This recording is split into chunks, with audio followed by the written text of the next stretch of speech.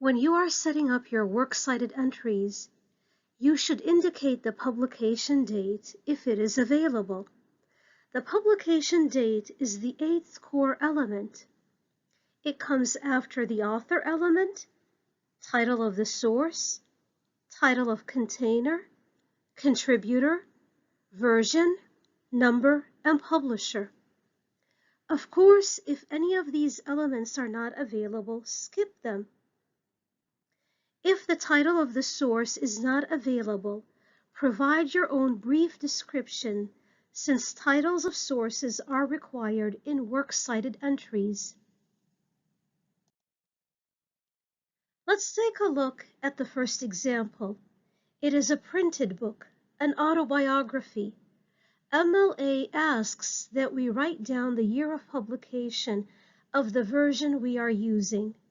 Search for the year of publication on the title page, and if it is not present, try the next page, which is the copyright page.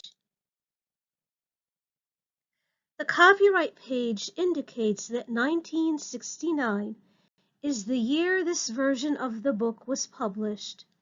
Use 1969 as the publication date. When you create the works cited entry for the source, fill in all the available information. The author, title of the source, and publisher are indicated. Thus, these elements are placed in the works cited entry. After the publisher, place the date. Make sure you end all of your works cited entries with a period. Maybe you have studied a film for your research and you are viewing it on a DVD. Look at the date on the back of the DVD case. As always, the author element ends with a period. The title of the source ends with a period. The remaining elements are followed by a comma. The publication date in this case is also followed by a comma. When you are using online sources, look for the publication date. You may find it at the top of your source. For this article, the date is present after the author's name. This is how you will style the publication date according to MLA standards. Place the day, followed by the abbreviated form of the month if it is 4 or more letters long, and then the year of publication.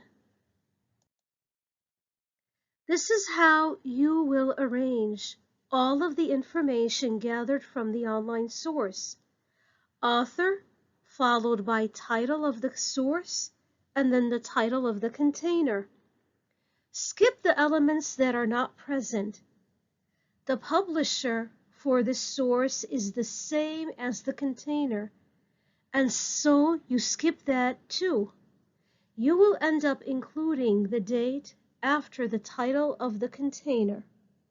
Smithsonian Magazine, 25, abbreviated January, JAN period, 2023, Make sure you abbreviate months that are more than 4 letters.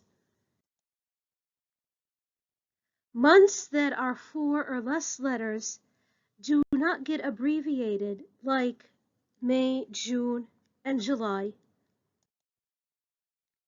Let's take a look at another example. The date is also found at the top of this online article, and it's also underneath the author's name. This is how the date is formatted.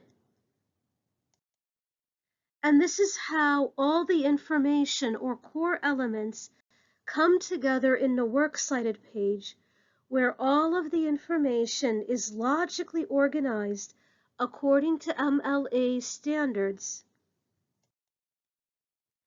What about the sources? What about the online sources where the date is not listed or the source has been altered? At the very end of your works cited entry, put in the access date. This is how you would style the access date. Accessed, day, month, and year. And after it, the period.